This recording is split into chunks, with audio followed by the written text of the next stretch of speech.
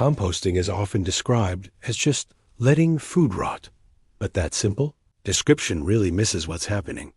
Composting isn't decay by accident. It's a carefully controlled biological process powered by a whole team of microorganisms, chemistry, oxygen, moisture, and of course, time. When you do it right, composting transforms your food scraps and yard waste into a stable, super nutrient-rich soil amendment. This stuff improves your soil structure, feeds your plants, and even stores carbon. In this video, we're going deep into the science behind composting. We'll explore what's happening at the microscopic level, find out why compost piles get so hot, learn what those microbes are actually doing, and see how understanding this science can help you become a better composter. So, whether you're already composting at home or you're just curious about how nature recycles waste, this is the science behind one of the most powerful natural processes on Earth. So, what is compost, scientifically speaking? At its core, compost is decomposed organic matter that has reached a state of biological stability. What does that mean? It means that most of the easily digestible materials have been broken down. The microbial activity has slowed way down, and the nutrients are now locked into forms that plants can access slowly over time. Fresh food waste is chemically unstable, but finished compost is chemically and biologically mature. From a scientific perspective, composting is an aerobic decomposition process, which means it requires oxygen. It's driven by a whole ecosystem of bacteria, fungi, protozoa, insects, and worms. And it's all governed by the right ratios of carbon, nitrogen, water, and air. Unlike waste that ends up in a landfill, composting allows organic matter to break down without producing huge amounts of methane, which is a very powerful greenhouse gas. Composting is, at its heart, a microbial process. The real stars of the show are microorganisms, especially bacteria and fungi. Bacteria are the first responders. They dive in and consume all the simple sugars, proteins, and starches, multiplying super rapidly and generating a lot of heat as a byproduct of their metabolism. Then come the fungi. They specialize in breaking down the tougher materials that bacteria struggle with, like the lignin in wood, the cellulose in leaves, and other tough plant fibers. But they're not alone. Other organisms play crucial supporting roles. You have protozoa that help regulate the bacterial populations, nematodes that recycle nutrients, and arthropods like mites and sow-bugs that shred bigger material into smaller, more manageable pieces. These organisms don't just break things down. They transform nutrients, converting organic nitrogen into ammonium and nitrate, and carbon into stable humic compounds. So you see, compost isn't just dead matter. It's the living result of intense biological activity. One of the most fascinating parts of composting is the heat. A healthy, active compost pile can get incredibly hot, reaching temperatures between 55 and 70 degrees Celsius. That's about 130 to 160 degrees Fahrenheit. This heat isn't from the sun. It's generated by all that microbial respiration.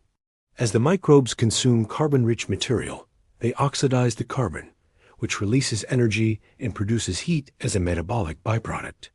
This heat serves a few very important purposes. First, it kills many unwanted weed seeds. Second, it helps reduce pathogens that might be in your food scraps. And third, it dramatically accelerates the decomposition process. As the temperature rises, different types of microbes take over, leading to distinct composting phases. First is the mesophilic phase, with moderate temperatures. Then comes the thermophilic phase, which is that high-heat, rapid breakdown stage. After that, the pile enters a cooling phase with slower decomposition, and finally, the maturation phase, where it all stabilizes. Each phase reflects massive changes happening in the biology and chemistry of the pile.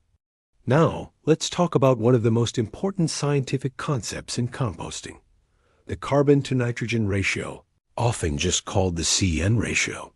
Think of it like a recipe for microorganisms. They need carbon for energy, It's their fuel. And they need nitrogen to build protein and new cells.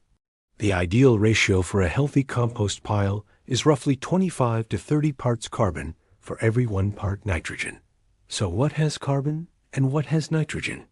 Carbon-rich materials, often called browns, include things like dry leaves, straw, cardboard, and wood chips. Nitrogen-rich materials, or greens, include things like fresh food scraps, green grass clippings, and coffee grounds. If you have too much carbon, the decomposition process will be very slow. If you have too much nitrogen, you'll end up with an odor problem and ammonia loss. Composting works best when these two elements are balanced, allowing those microbes to thrive and work as efficiently as possible. But microbes don't just need food. They also need the right environment to live in. Moisture is absolutely essential because microbes live in thin films of water that coat all the organic particles. If the pile is too dry, their activity slows to a crawl. But if it's too wet, the water displaces all the oxygen, which is also a huge problem. The ideal moisture level is often compared to a wrung-out sponge damp, but not dripping. Oxygen is equally important. Composting is most efficient when it stays aerobic. Without enough oxygen, anaerobic bacteria take over. This slows down decomposition and leads to the production of methane and other foul-smelling gases. That's why we turn our compost piles or use bins designed for good airflow. It replenishes the oxygen, keeps the good aerobic microbes active, and maintains a healthy decomposition process. Composting isn't just about physical breakdown, it's a complete chemical transformation. During the process, complex carbohydrates are broken down into simpler sugars. Proteins are decomposed into amino acids and ammonium. And over time, organic acids are neutralized, causing the pH of the pile to stabilize. As the compost matures, all those unstable compounds are converted into something called humic substances.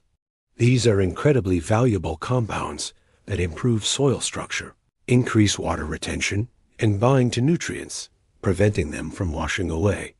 This is why finished compost behaves so differently than raw organic waste. It doesn't burn your plants. Instead, it feeds your soil's entire ecosystem slowly and safely.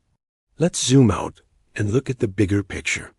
Composting plays a really significant role in the global carbon cycle.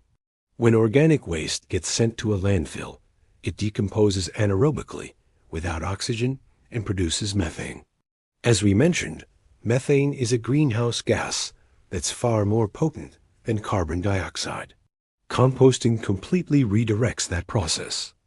In a compost pile, carbon is released primarily as CO, but a significant portion of it gets locked away in stable soil organic matter. When you add that finished compost to your garden, you're increasing the soil's ability to sequester carbon, helping it store carbon long-term. Healthy soils act as carbon sinks, and compost is one of the most effective ways to build them. So, composting isn't just waste management. It's climate action happening at a biological level. So, why exactly does compost improve soil health so much? From a scientific standpoint, compost works its magic by increasing microbial diversity in the soil, enhancing nutrient cycling, improving soil aggregation and structure, and boosting water infiltration and retention. Soil that's been treated with compost is more resistant to erosion, supports healthier and more resilient plants, and requires fewer synthetic inputs like fertilizers. Compost doesn't replace soil, it activates it. In conclusion, composting works because it follows the exact same biological rules that govern ecosystems all over the world. Microbes break down organic matter. Energy flows. Nutrients cycle. By understanding the science behind this incredible process, we don't just reduce our waste, we get to work with nature instead of against it. Composting is biology, chemistry, and ecology all in action. And it all starts with the scraps you might have thrown away. Thanks for watching. If you found this helpful, be sure to like and subscribe for more videos.